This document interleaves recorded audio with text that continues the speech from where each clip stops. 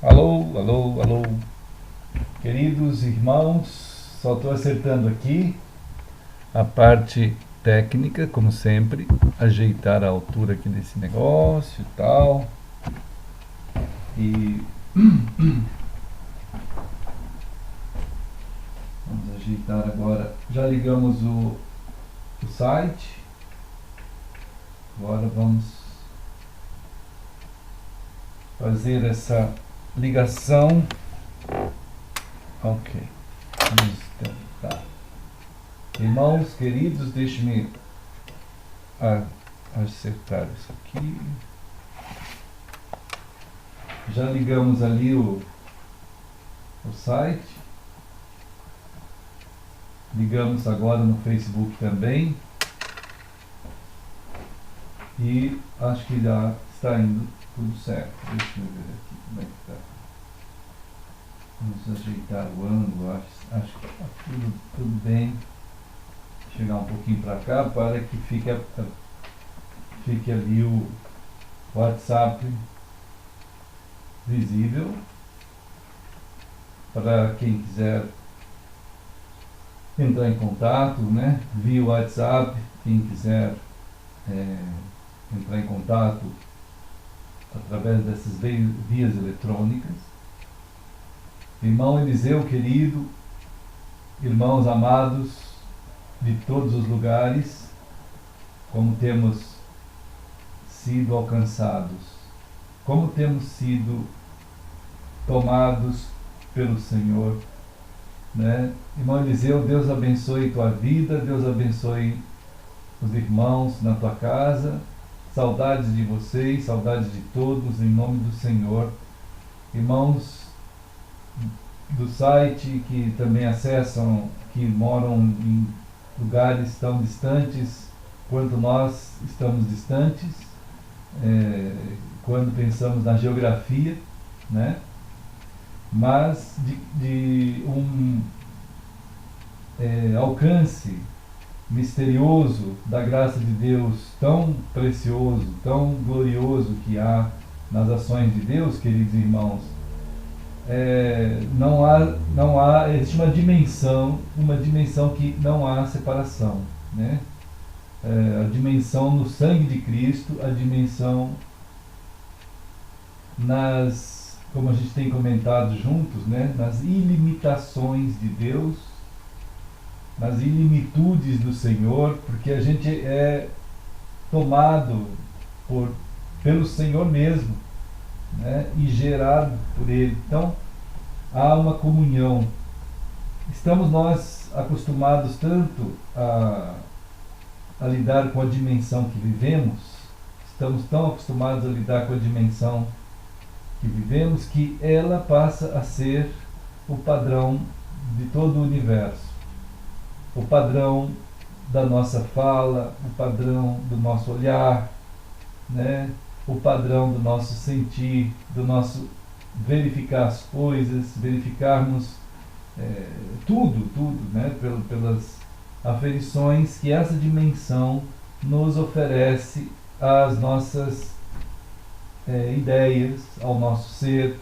Isso é um cuidado muito grande que a gente tem que ter.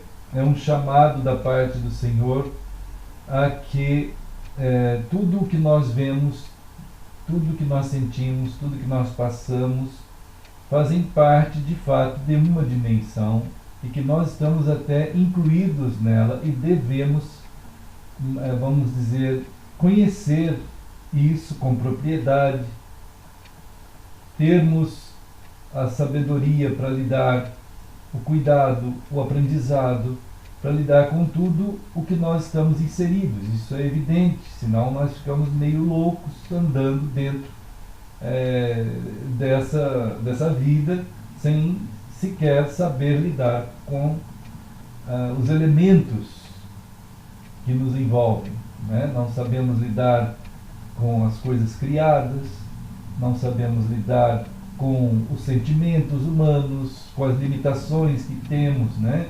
Nosso corpo, o nosso psique, né? Nós não sabemos lidar com o nosso espírito, como temos visto A maioria do pessoal chegamos a um tempo tal, né? Chegamos a um tempo tal em que as pessoas não sabem quem são, né? Não sabem de onde vieram, né? Aquelas perguntas clássicas: de onde vim, quem sou, para onde vou, né? Essas três perguntas clássicas evidentemente estão limitadas à filosofia, né? Se ela for incluída o aspecto teológico nas perguntas, ela tem que considerar uma quarta pergunta, né? A quarta pergunta é: qual o problema humano? Né? Há um problema humano, é evidente que há um problema. Qual o problema que existe em toda a criação, em tudo que existe? Qual o problema que há? É evidente que há um problema, né? E se perguntamos qual o problema, exige a quinta pergunta, que é: qual a solução? E mais uma pergunta importante, existencial, histórica, real: quem é Jesus Cristo? Né? Isso pode parecer estranho às agora compostas 6 questões de profundidade. Quem somos? De onde viemos? Para onde vamos? Essas estão dentro da filosofia e já fazem alguns milênios que são perguntadas e ninguém sabe responder. E hoje em dia, menos ainda. Menos ainda. Hoje em dia, pelo aparecimento, né, dentro dessa época que vivemos, da trindade diabólica, que é o Darwin, que explica o ser humano sem Deus, né? O Freud, que explica o pensamento humano sem Deus, e Karl Marx. Esses são ícones, né? Tem outros que pensaram iguais a eles, tal, né? Que também pensa o ser humano no sentido equivocado e sem Deus. Então, Darwin explica o universo sem Deus. Freud explica o ser humano sem Deus. Karl Marx explica a sociedade sem Deus. Né? Isso são ícones de uma era, de uma época, que revela o que a gente chama de espírito das eras. Eles são os grandes papais noéis do século XIX, XX e XXI. Né? E que tentaram, de toda maneira, presentear a humanidade com as explicações finais para as grandes perguntas filosóficas que nós estamos falando aqui, né? Que o ser humano está inserido, nós estamos inseridos dentro de uma dimensão tão ampla, tão grande, né? Não tão grande quanto a nossa própria, né? Não tão grande quanto a nossa própria, da humanidade em si como ser, mas despertaram questões como: quem somos, de onde viemos e para onde vamos? Né? Evidente que essas perguntas elas foram trabalhadas ao longo do tempo, mas são incompletas. E pela falta de completude dessas questões, surgiram esses elementos estranhos a tentar responder essas questões. E responderam de uma forma pior ainda, né? Mas essas perguntas carecem absolutamente de mais 3, pelo menos mais 3, né? A quarta questão deveria ser qual o nosso problema, ou qual o problema que há. Só uma pessoa muito alienada de tudo, né, absolutamente à parte da realidade, que entende não haver problema na existência, né? Evidentemente que há um problema, há um mal. Há um mal. Não precisa fazer uma lista de, de características, né, irmãos queridos? O mal está aí. Então, cada pessoa deveria ter uma profundidade de questionamentos que inclua essa questão. Qual o problema que há? Geralmente, quando temos alguma luta em algum lugar, o que se pergunta, em geral, até mesmo pulando as outras três, que é quem somos, ninguém num escritório, quando tem algum problema, ele pergunta quem somos, de onde viemos, para onde vamos. Né? Quando tem algum problema na casa, ele não pergunta quem somos, de onde viemos, para onde vamos. Não pergunta. Ele já pergunta lá qual o problema. Ele já passa por uma quarta questão, qual o problema. Né? Isso faz uma falta muito grande quando você pula etapas, quando você ultrapassa etapas necessárias de reflexões profundas. Claro que isso também é resultado de uma época que não importa para ninguém quem somos, de onde viemos e para onde vamos. Não importa mais. Essas questões filosóficas de alto nível que um dia houveram na humanidade a preocupar as questões do ser, hoje tanto faz como tanto fez. Chegou a tal ponto que tem um grupo de cientistas aí, que eu estava vendo outro dia, que eles admitem cabalmente que nós, quando nós estamos em processo evolutivo, e nós vamos evoluir os nossos cromossomos, né, que hoje tem uma quantidade, vamos dizer assim, baixa, perto da samambaia. Samambaia tem 400 cromossomos. Então, um dia nós todos seremos samambaias. Todos nós. Todos nós. Então, nós somos os primos distantes da samambaia. Algum dia nós vamos estar aqui conversando. Nós vamos estar em alguma beira de montanha, ali, como samambaias balançando ao vento. Né? Isso é o processo evolutivo de ser humano, dentro dessa questão da genética e vista sob o ponto de vista darwinista, né? Darwinista freudiano e Karl Marxiano, né? Então é importante nós não pularmos etapas das questões importantes do ser. Qual o problema? Sim, precisa ter essa questão. Se perguntamos qual o problema, é porque queremos também perguntar qual a solução. O problema é tal. E qual a solução? Né? Então, é evidente, é lógica, é uma coisa da lógica.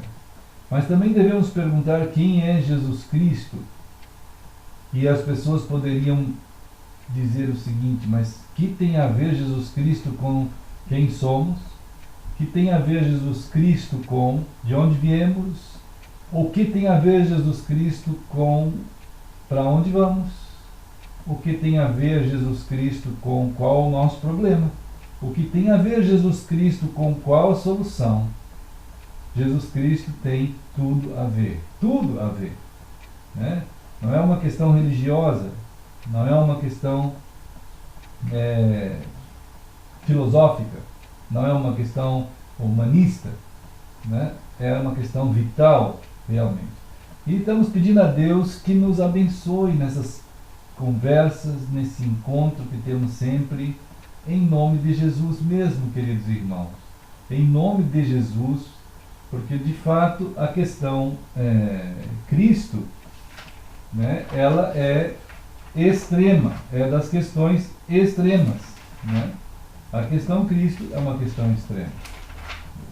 Quando a gente fala questão extrema, nós estamos lidando com fenômenos de grandeza última, né? Como por exemplo amor, né? É um exemplo mais simples assim que a gente tem, mas é uma grandeza extrema. Muita gente talvez, pelo estilo de experiências acumuladas na sua vida, muita gente pode dizer assim: eu não acredito no amor, eu não acredito no amor. Opa, balançou aqui, não, balançou. Aí as pessoas podem, realmente, elas podem dizer: não acredito no amor. Mas isso é uma questão, vamos dizer, pessoal. É uma questão pessoal. Não é uma questão universal, porque por mais que pessoas digam não acredito no amor, ele não anula e não destrói o próprio amor. É evidente que a maioria das pessoas absolutamente, são provas inequívocas de que nós gostamos de amar e ser amados. Isso é natural de qualquer ser humano, é algo intrínseco, né? Mas pode acontecer pessoas, talvez por experiências amargas, eles não, e também pelas definições, né, do que ele tem por amor, a ideia de amor, né, como a gente tem comentado sempre, as palavras e os significados sofrem pesadas corrosões, né, ao longo da história, e a pessoa pode estar sendo atirada a ostracismos, a campos de orbitar sem órbita, em ficar à deriva dentro de um universo de absoluto nulidade, de esquecimentos, de insignificâncias, e aquele universo ali gera dentro da pessoa essa nova gama de definições novas, de semânticas novas, de léxicos novos, em que ele compõe aquela estrutura, né, para definir a sua vida e a vida de tudo mais. Isso para ele passa a ser, como dizem aí, é bem comum de ouvir hoje em dia, cada um tem a sua verdade, né? Tamanha é a ausência e a vida à deriva de milhões e milhões de pessoas, cada vez maior o número, exatamente pelo distanciamento do significado real das coisas, né?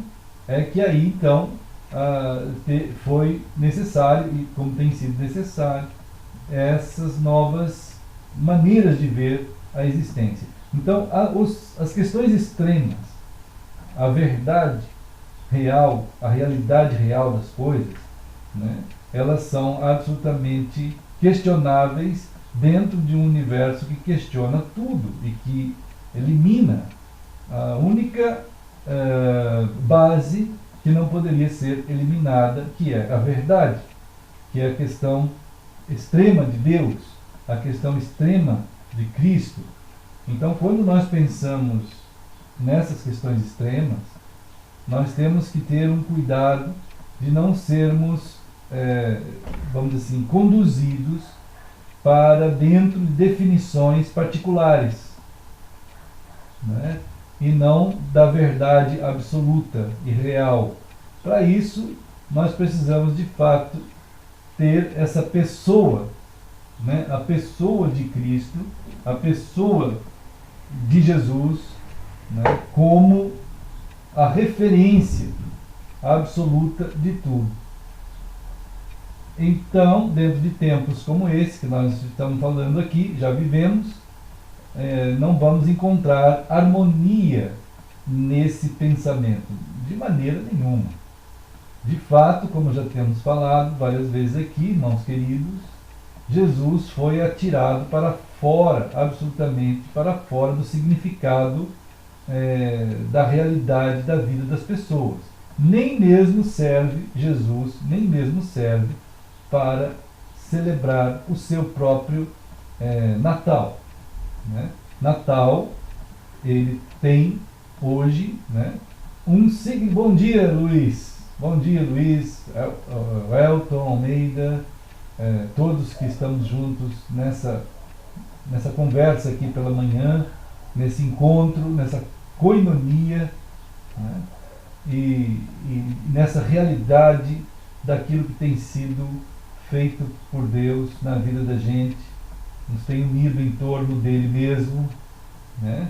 E por meio dele e para ele, né? Numa consideração à palavra que ele é, né? Que Deus é, em chamar pessoas, em envolver pessoas nele mesmo, né? Então pedimos a ele, a Deus, que nos abençoe, e estamos compartilhando aqui sobre as 6 perguntas importantes na história da humanidade, né? Quem sou, ou quem somos, de onde viemos e para onde vamos. Isso são metade das perguntas, essas são metade da composição, pela composição filosófica, ela foi alcançada. Mas a quarta questão é: qual o problema da existência? A quinta questão: qual a solução para tais problemas? A sexta questão: quem é Jesus Cristo? E realmente pode parecer que não tem importância essas 3 últimas questões, mas elas são de extrema importância, porque em geral, quando se acontece em meio de algum problema, as pessoas em geral, elas não começam a responder algum problema, seja na família, seja na empresa, seja na sociedade, em qualquer lugar, em nenhuma relação internacional. A gente, eu tenho um primo também, né, que ele é professor de relações internacionais e já trabalhou nessa área no governo.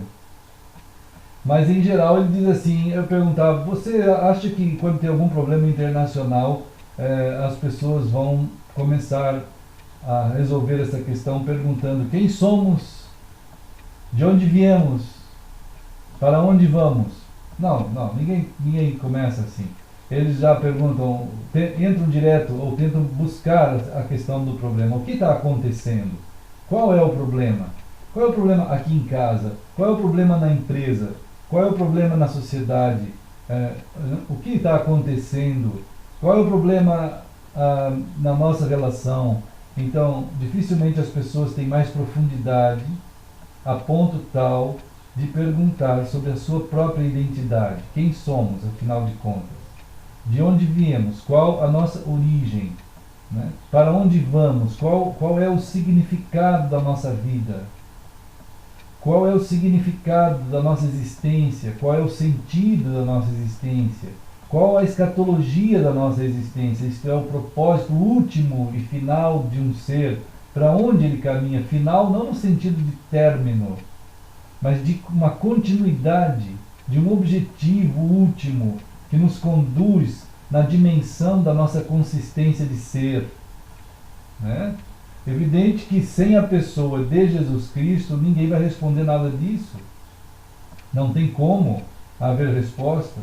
Então, as questões humanas maltratadas geraram um abandono de reflexões profundas e uma redução do ser humano a um estado de objeto de coisa, né? De forma tal que a própria pessoa de Jesus não serve nem para celebrar o Natal, né?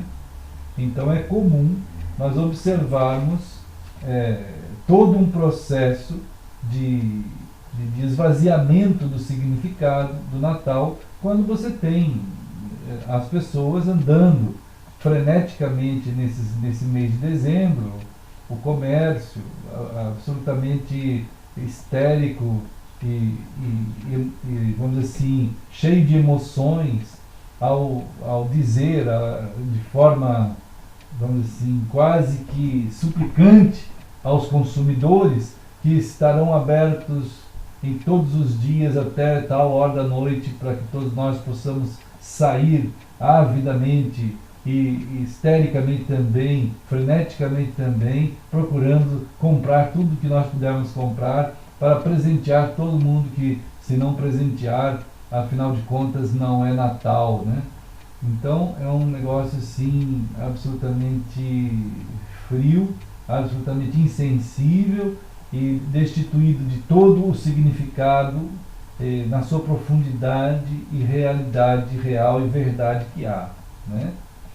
Pedimos a Deus, gente, queridos irmãos, que nos ajude, que nos abençoe vamos assim, a essa ação, né, da parte de Deus que alcance os corações, as vidas das pessoas, que nos alcance, né, e que nos mova na direção que somente Ele pode dar, nele o sentido, né, o significado, o propósito, a finalidade.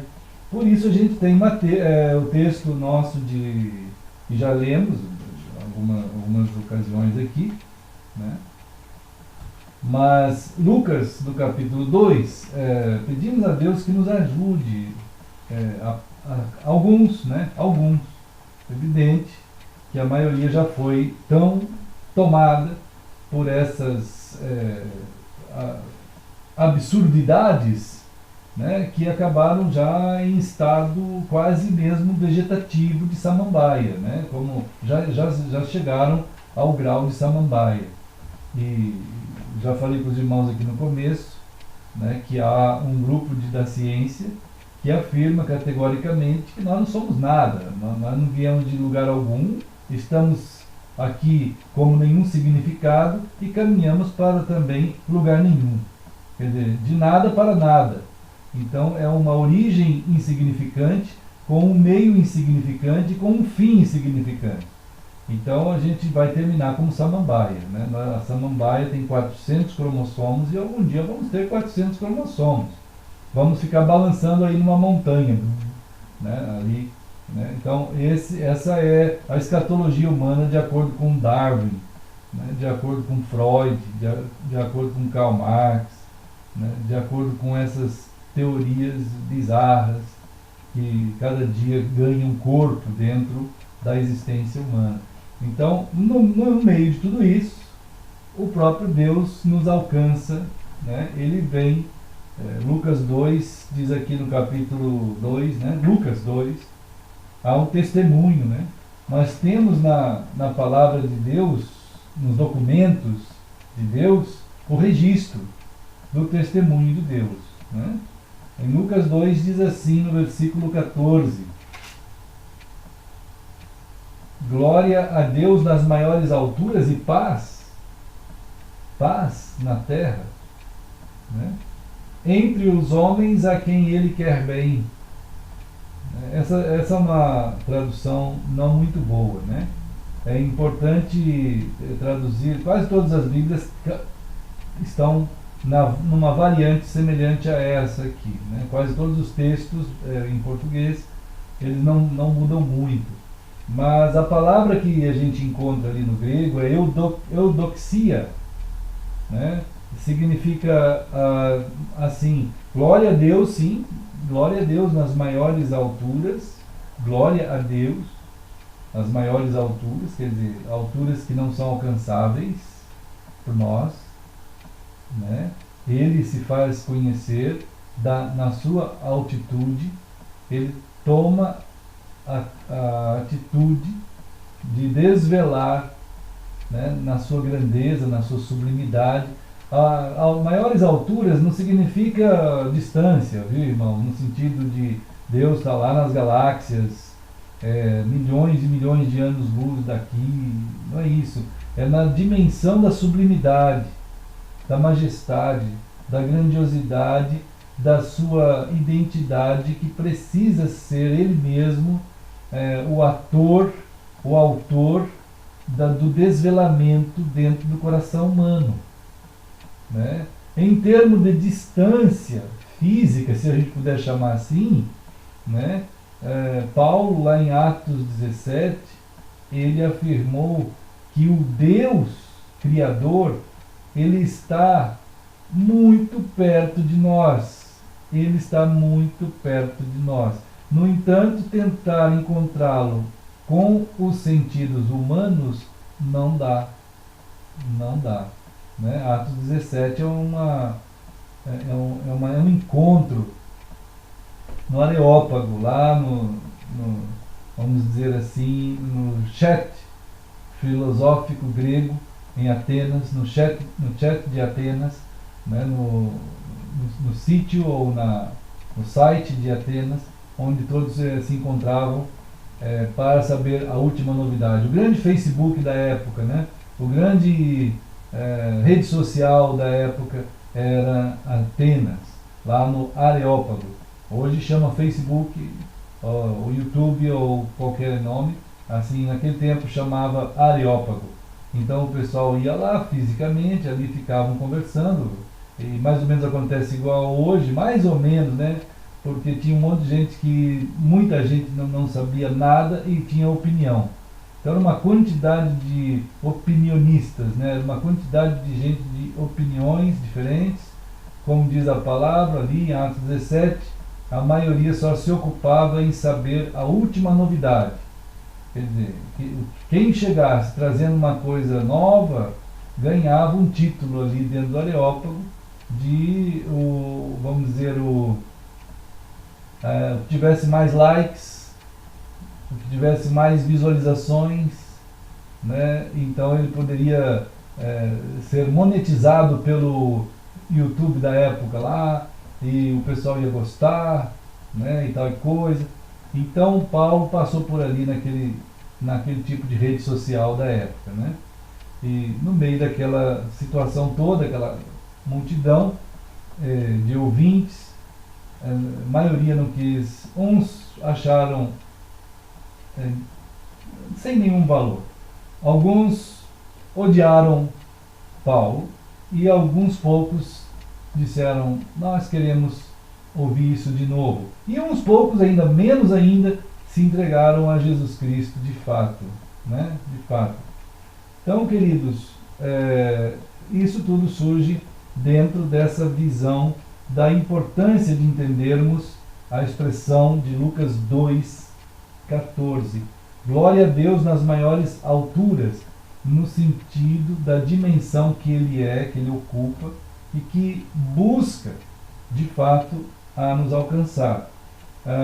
Quando ele afirma assim, os anjos de Deus, naquela manifestação, naquele cântico, ele diz em glória a Deus nas maiores alturas, quer dizer, ele deve ser glorificado. Esse Deus deve ser glorificado. Né? Então, a condição humana de glorificar a Deus, ela está variada. Ela normalmente glorifica expressões da própria humanidade, glorifica construções humanas, glorifica a condição humana, glorifica coisas em geral, né? Então ele fica à deriva e acumulado de entulhos, né, daquilo que só vai trazendo a ele mesmo uma degeneração ainda maior. E depois a existência toma uma forma dentro dessa condição, quer dizer, é uma existência em entulhos que passa a ser vista como a realidade, e aquilo ali se torna o padrão e o parâmetro de tudo. Isso acontece em todas as áreas, né? Na religião, na filosofia, na ciência, na educação e tudo. E chegamos a uma época suprassumo de toda essa degeneração, de toda essa perversidade, né? Cada dia que nós vamos passando, aquilo que é pervertido assume o lugar da versão, né? A versão é que é absolutamente retirada.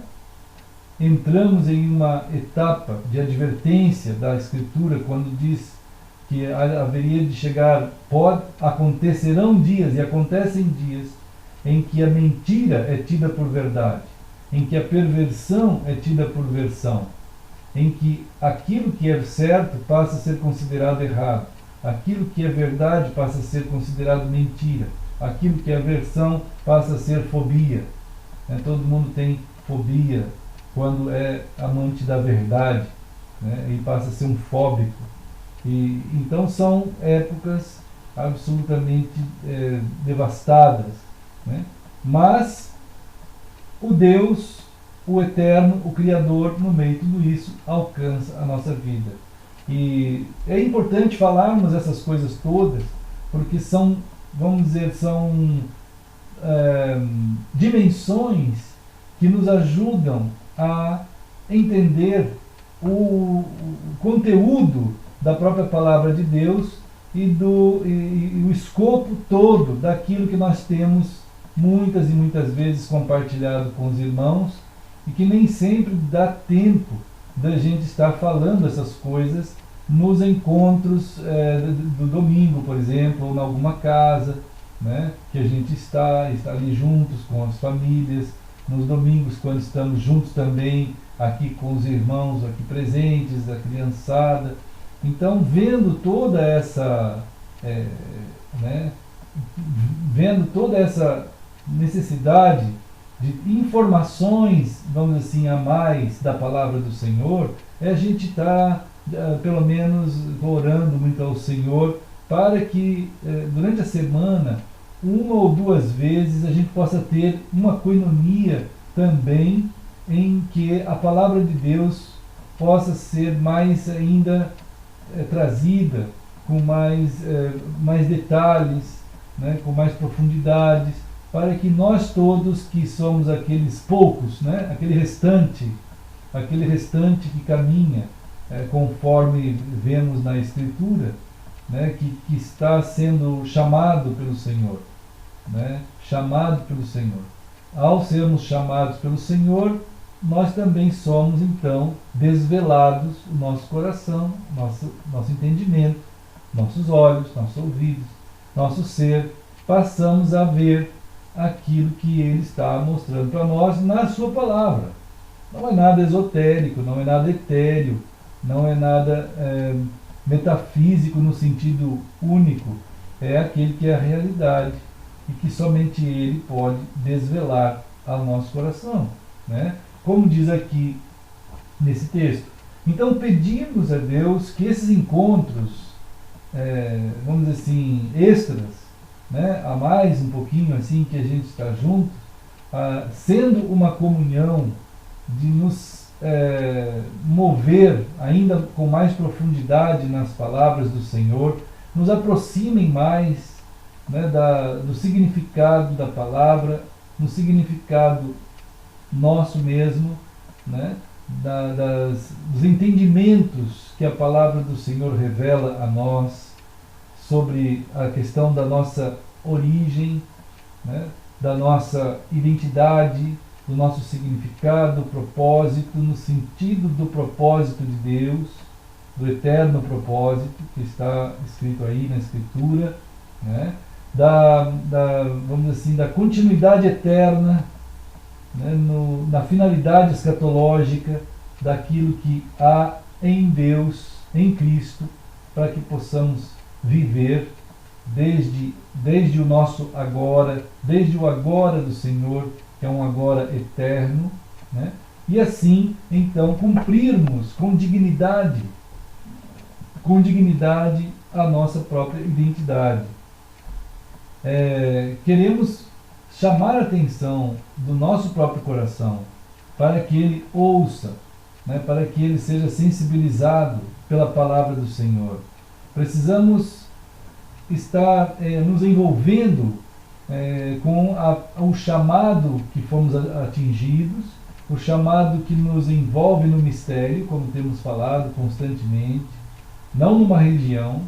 Não é possível religião dimensionar essas coisas todas, dar condições de realização real, né? Elas de fato surgiram exatamente pela ausência do ser na imersão ao mistério de Deus, que é Cristo. E então é evidente que quando não há essa imersão no mistério de Deus, sobra a religião, né? Ou sobra a religião no sentido das expressões tanto crísticas, de cristianismos, de teologias, tudo isso que sobra, ou do ateísmo, né? O ateísmo é a religião por excelência da ausência, né? A religião por excelência da ausência é o ateísmo, quer dizer, a pessoa tem que confessar a sua ojeriza para com a ideia de Deus, e é como a gente vê hoje, um ateísmo cultural que domina sobre a humanidade, o Brasil, as vidas, o ateísmo cultural. né?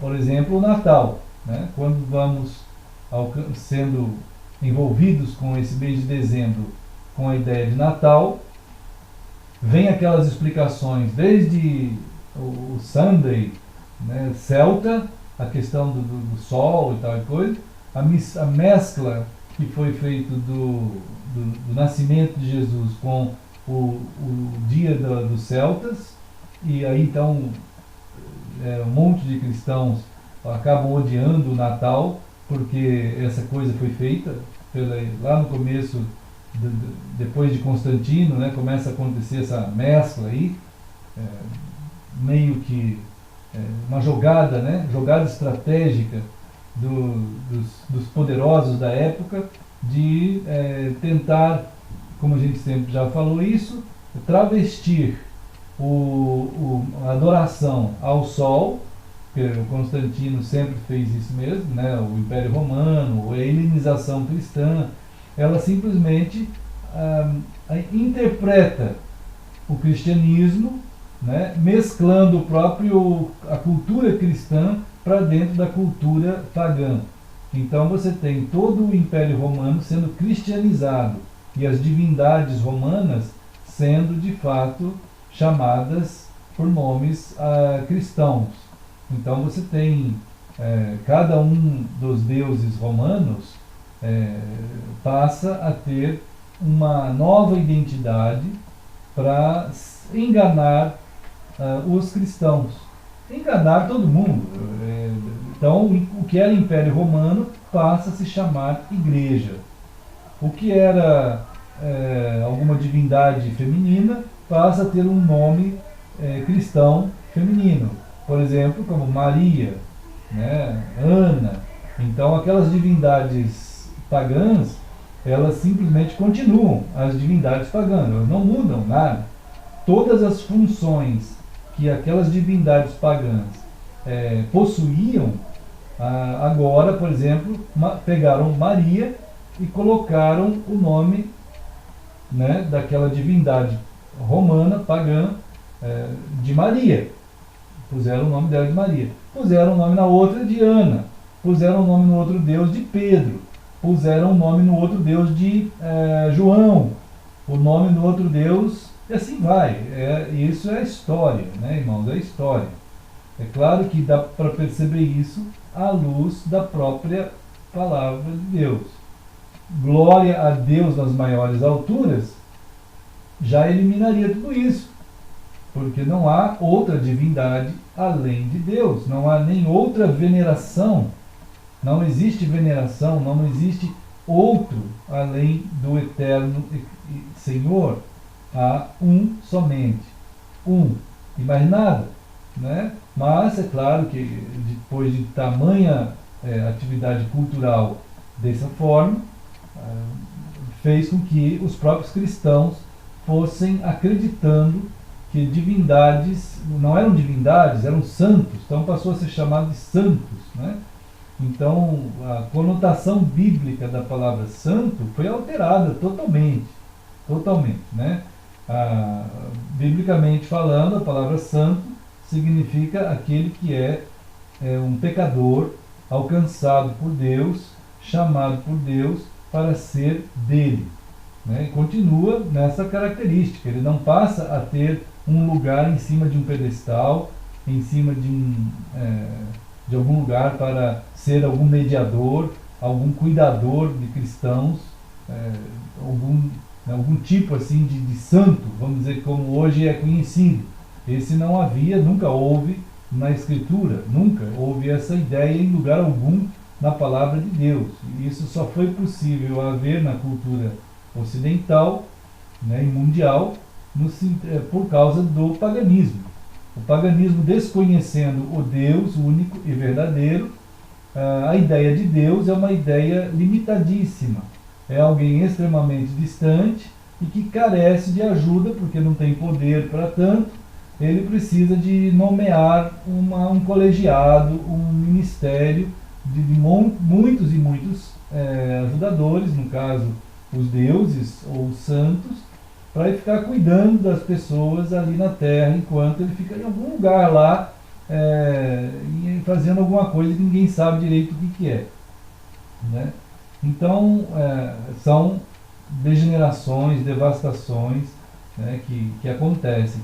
No meio de tudo isso, o Senhor continua chamando um restante. Não é que Ele quer um restante, né, irmãos queridos? Deus não quer um restante. A palavra do Senhor diz exatamente isso, que o Natal, vamos pensar amanhã, Deus nos permita, né, sobre isso um pouquinho mais, né, sobre a questão do Natal no sentido, deixe-me achar aqui, isso, exatamente. Então, quem é o Senhor? Quem é o Senhor? Isso fica para amanhã. Mas hoje, nesse contextualização de todas as palavras que temos procurado usar, queremos que a própria palavra do Senhor, né, seja conhecida um pouco mais. E, né, pedimos a Deus que nos abençoe ao entendimento daquilo que Ele está fazendo e desse ato de nos chamar, nos envolver nele e nos imergir nele, que é a imersão no mistério do Senhor, que é em Cristo, na pessoa de Cristo, né? Então precisamos de fato estar sendo tomados pela palavra, por isso que diz aqui em Lucas 2:14, glória a Deus nas maiores alturas, né? Então a expressão de revelação aponta para Deus como aquele a ser glorificado sempre. Não há ninguém mais elevado, não há ninguém maior que Ele, né? Toda essa devastação é por conta da humanidade. Toda essa ausência de Deus em que a glorificação atinge pessoas, atinge divindades, atinge santos, né? Atingem coisas, elas são anomalias de fato que precisam ser atentadas por todos nós à luz da própria palavra, né? A própria palavra de Deus. Queremos muito compreender pela revelação da palavra que chega a nós, como nós estamos sendo alcançados aqui, né? Glória a Deus nas maiores alturas. Então, o Natal é isso, é quando de fato o Senhor é aquele único a ser glorificado, o único a ser alvo da nossa atenção, né? O único. O Natal não é dezembro, né, irmãos? O Natal não é dezembro, o Natal, é a pessoa de Cristo, é a manifestação da presença, né, do Emanuel, né, conforme diz Mateus, falando o anjo para a Maria, ela diz assim, lá em Mateus, o nome que a pessoa que vai nascer é Emanuel.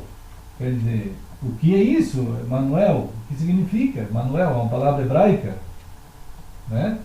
A maioria do povo já sabe, porque já está no próprio texto, a tradução, né? Mateus 1, né, no versículo 22 e 23, a presença de Jesus na terra, é o acontecimento do cumprimento da vontade de Deus. Diz aqui no versículo 22, o anjo do Senhor diz assim: ó Maria, o acontecimento da presença de Jesus na terra é o cumprimento da vontade de Deus, em que Ele mesmo se torna pessoa. Quando o Deus se torna pessoa, é a inauguração, é o começo de uma era chamada Emanuel. A era chamada Emanuel, não é que tem que ter um nome numa era chamada Emanuel, é uma realidade que começa. É a presença de Deus, é o Deus conosco, o Deus que anda e que vive agora com aqueles que Ele tornou bem-aventurados. Né? Como diz lá em Lucas, paz na terra entre os homens, paz na terra entre os homens Aqui a tradução não está boa, eu vou traduzir de novo. Diz assim na tradução corriqueira aqui normal: a quem ele quer bem, né?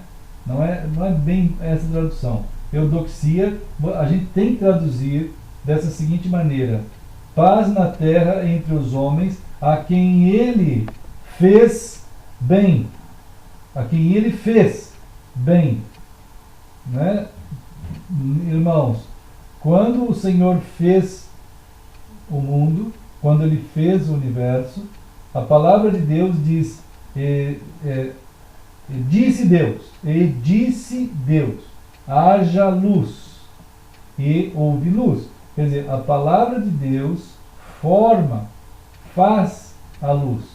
E viu Deus que a luz era boa. Então, isso é uma eudoxia.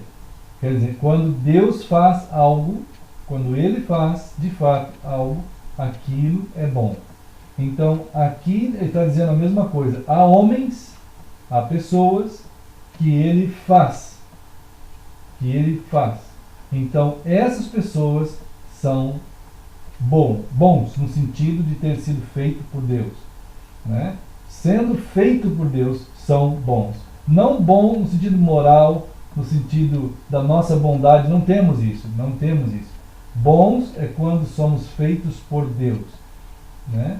E temos que entender, é verdade, pela palavra do Senhor, né, que ser feito por Deus é o que Jesus chama de nascer de Deus, nascer do alto, nascer de Cristo, tendo sido feitos por Ele.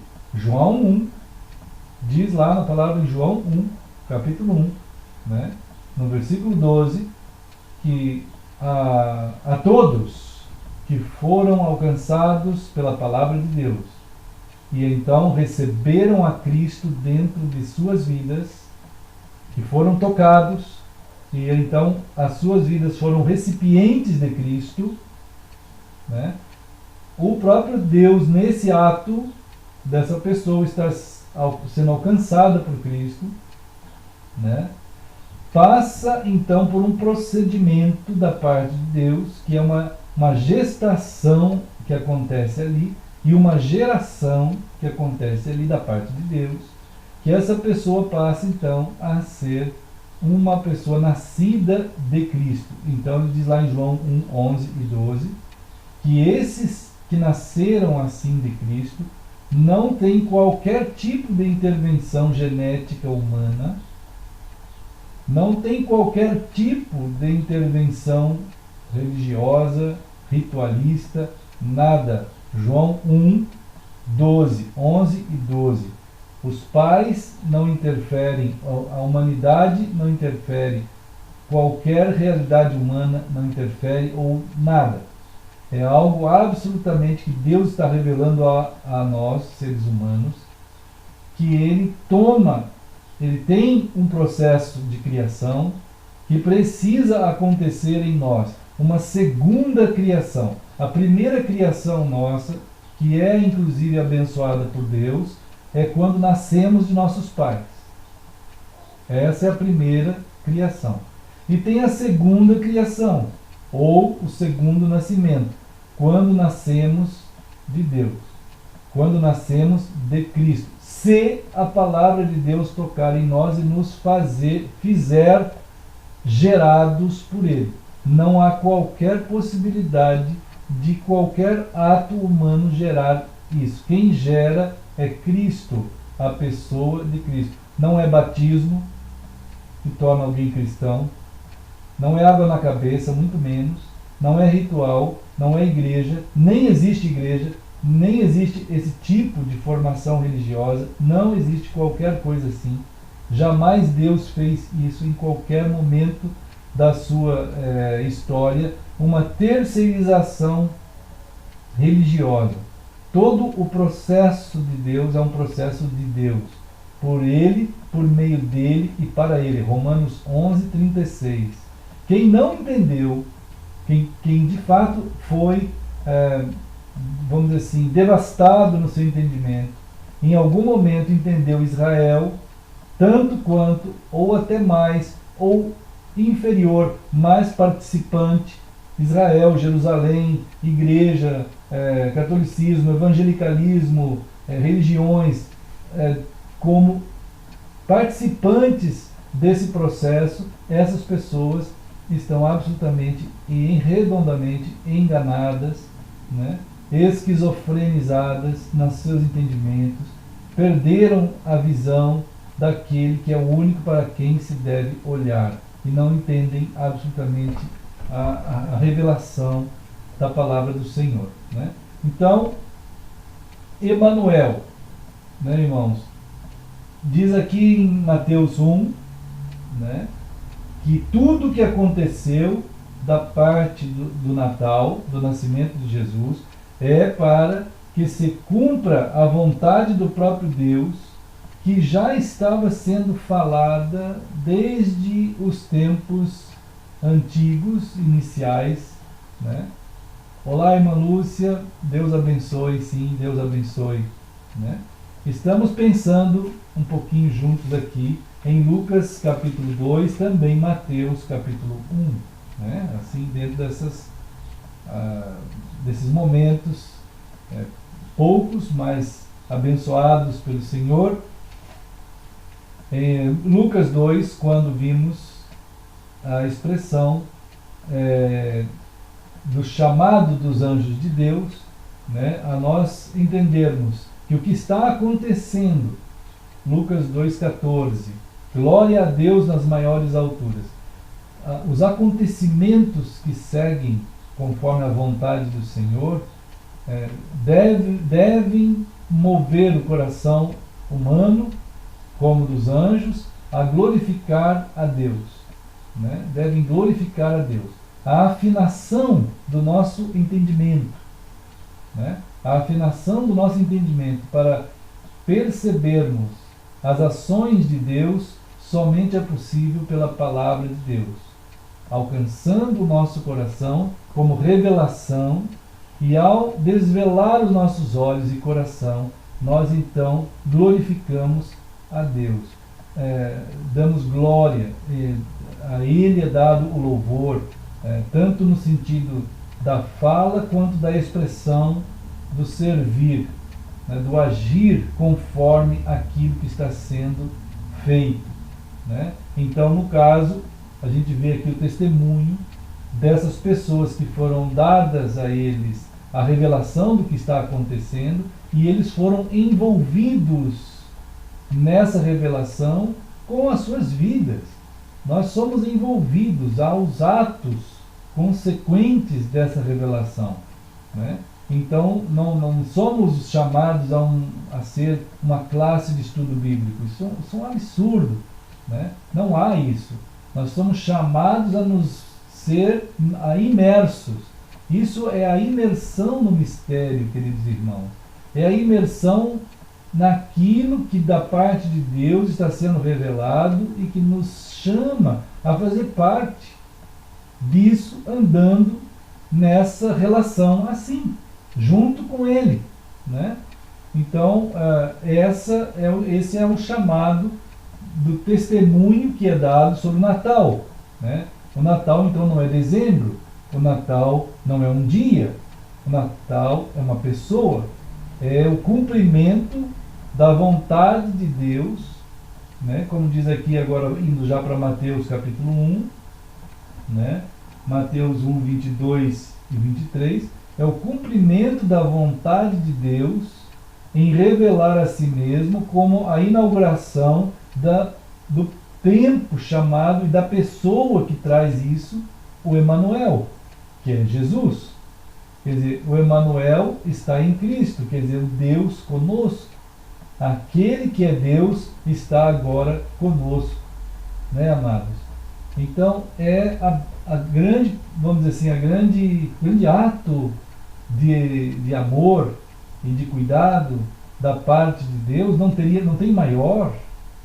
Não tem maior, é o momento do encontro do próprio Deus com a humanidade pessoalmente. Isso tudo estava sendo preparado por Deus, como diz aqui em Mateus 1.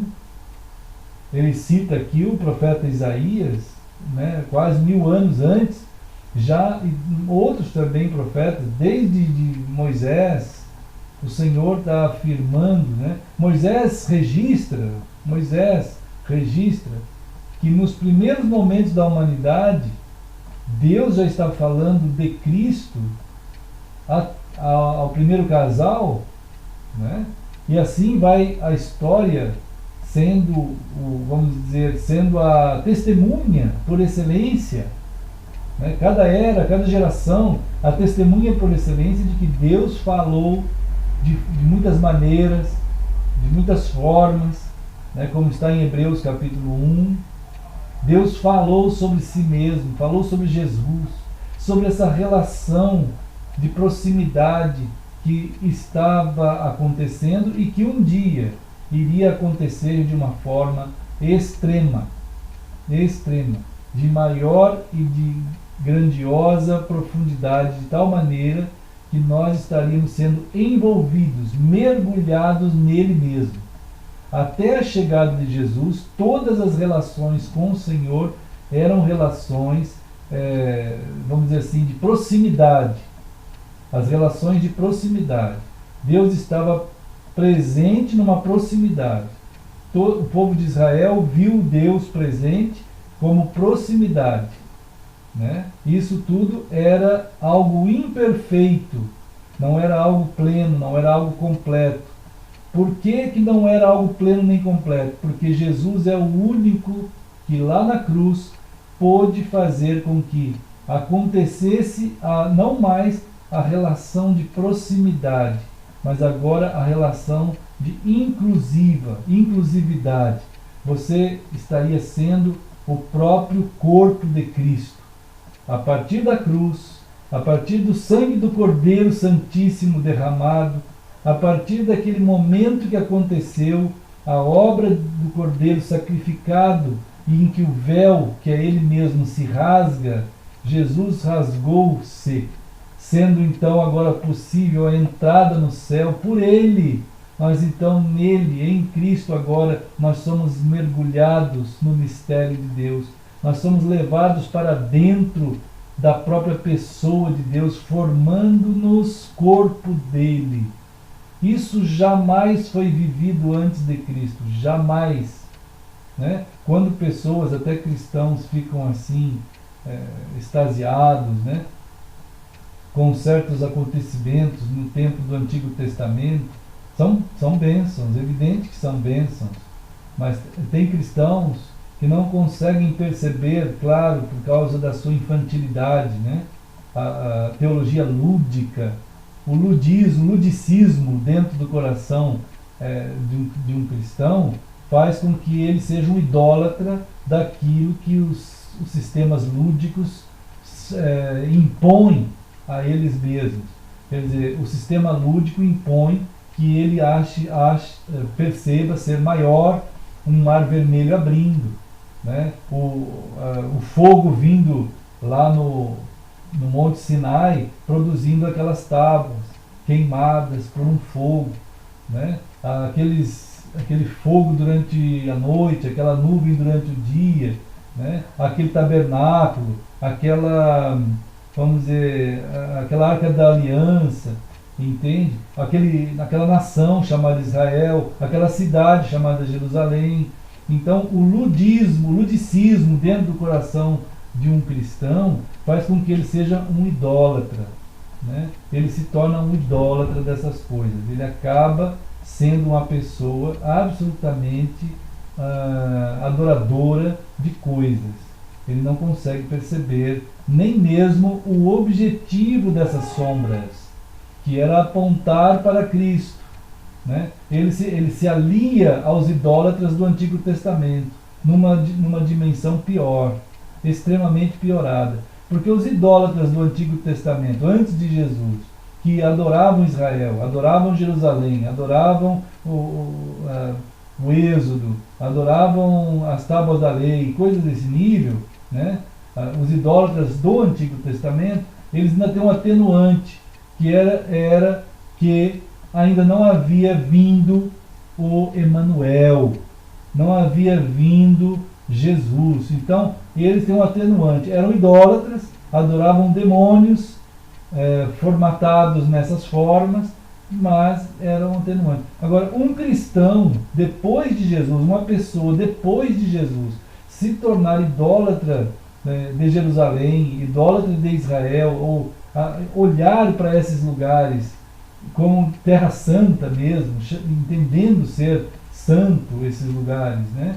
Entendendo ser santo, o Muro das Lamentações, chega ali na frente daquilo tudo, chora, ora ali, imagina-se mais ungido porque está pisando na terra santa, imagina-se mais elevado quando está vendo coisas do Antigo Testamento. Isso é a mais terrível aberração descrita em Hebreus, porque de novo eles tornam o sacrifício de Cristo ali inútil, né? De novo, e sendo cristãos ainda, é algo de uma feitiçaria bizarra dentro do coração de homens, né? Quando o cristianismo surgiu na Terra, foi algo bizarro, né? Através de Constantino, através das religiões crísticas ao longo da história, dos evangélicos, dos protestantismos, né? Mantendo essa condição, essa formatação é extremamente triste. Então, ao observar a palavra do Senhor, o testemunho que o Senhor dá dele mesmo, né? Então, paz na terra aos homens que ele fez. Aos homens que ele fez. Então, não é aos homens a quem ele quer bem, no sentido, até outros lugares chegam a dizer homens de boa vontade.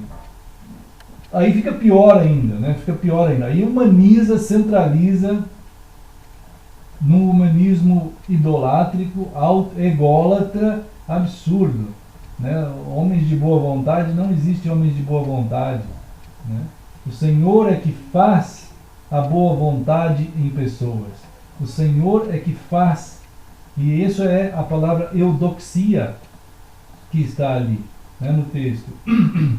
Então, o anúncio é que a pessoa, a gloriosa pessoa de Deus, a gloriosa pessoa de Deus, que se revela e está agora tocando em homens para que pessoas sejam feitas por Ele.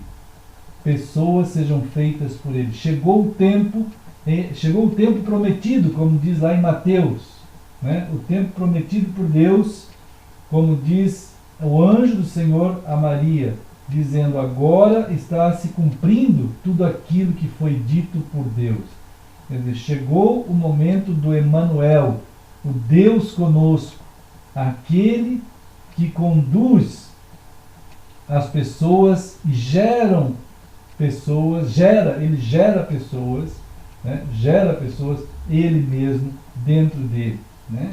Então começou esse tempo, essa era, esse momento eterno, que é o momento do Emanuel, o Deus conosco. O Deus conosco não é possível, né? Que tá bom, o pessoal antes adorava Israel, tudo bem, o pessoal, tudo bem não, tudo mal, né? Adoravam os aparatos que o próprio Deus usou como sombra, viraram objetos de adoração, de culto, né? Isso aconteceu, mas agora não é possível haver esse engano mais. Agora não é possível, porque o Deus glorioso das maiores alturas, né, ele está fazendo pessoas. Ele está fazendo pessoas dele mesmo, né? Ele está gerando pessoas e está incluindo essas pessoas na pessoa do mistério de Deus, que é Cristo, e que a partir de então vão andar, vão viver, vão ser conduzidas nesse mistério que é Cristo, nesse caminhar do Emanuel até o dia do Senhor. Bom, irmãos queridos, isso foi um diálogo, uma conversa, né, um pouquinho mais sobre essas questões que, vamos dizer assim, E quero muito pedir a Deus e peço muito ao Senhor que nos ajudem, né, a estarmos sendo formados nas grandezas de Deus, da sua palavra, conforme essa palavra expõe para nós e nos faz como aqui aqueles que foram gerados pelo Senhor, feitos por Ele e continuadamente sendo feitos por sua palavra, um corpo saudável de Cristo, né, em que as definições da palavra de fato sejam como o Senhor as expôs, né, e nós sejamos conduzidos assim, né. Quero muito pedir a Deus que nos abençoe, guarde os irmãos na sua graça. Espero muito no Senhor estarmos juntos amanhã à noite, quando nós vamos estar pensando um pouquinho mais sobre a pessoa de Jesus Cristo, pela exposição da sua palavra ao nosso coração, né? E que o Senhor nos abençoe. Fiquem na paz, que há essa paz bendita em Cristo. Se puderem, deem uma olhada novamente nessas conversas que tivemos, e qualquer coisa, orem por nós, também orem por todos uns aos outros. Sabemos que todos nós passamos por lutas extremas nesse último dia, principalmente da devastação que a gente falou no começo, né, em relação ao coração humano, em relação à palavra do Senhor. São muitas devastações, mas em nome de Jesus sejam guardados os irmãos onde estiverem, em todos os lugares, corpo santo do Senhor Jesus. Vamos seguindo firmes. Muito obrigado, muito grato ao Senhor por suas vidas. Deus abençoe todos nós. Em nome de Jesus, vamos seguindo sempre no Senhor. Quero muito orar com os irmãos agora, tá bom, irmãos? Querido Deus, abençoa todos nós. Nós precisamos muito de Ti, querido Senhor. Abençoa os irmãos em todos os lugares, Pai. Estão espalhados como Teu corpo, um único corpo, Senhor. A Tua palavra tem mostrado a nós o Senhor mesmo. Que os corações sejam tomados e tocados de uma tal maneira que possamos todos, Senhor, ver o Senhor com todo o nosso coração, desvelados os nossos entendimentos, as nossas emoções, o nosso ser, a plenitude do Senhor tome conta da nossa vida e todos nós prossigamos, Pai, em Te glorificar o tempo todo do nosso tempo, Senhor, a eternidade toda da nossa eternidade, que é o Senhor. Nós oramos em nome de Jesus. Amém. Deus abençoe, amados. Fiquem firmes. Amém, amém. Muito grato por ver vocês juntos aqui, os irmãos em todos os lugares. Deus guarde, irmãos queridos. Deus abençoe.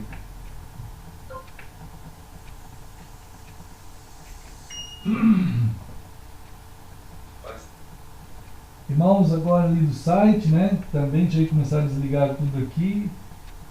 Já acabei acertei aqui o Facebook. E agora vou desligar ali. Deixa eu mudar de lugar aqui, né, irmãos? Os irmãos que estão distantes, no sentido geográfico, né? Nós também estamos distantes de vocês, mas perto, muito perto, como diz a palavra, né? Ligados no sangue de Cristo. Deus abençoe os irmãos lá de Dublin, da Irlanda, a Austrália, Japão, a Rússia, lá nos Estados Unidos, e Costa Rica, no Brasil, tantos lugares. Deus guarde vocês, amados. Fiquem firmes na paz que há em Cristo Jesus. Qualquer coisa, vamos nos falando, né? Em nome de Jesus, estamos aí orando por todos. Muito grato pela tua presença e Deus fortaleça cada um de vocês. Hoje sejam bênçãos onde estiverem. Deus abençoe, queridos. Deixa eu desligar aqui.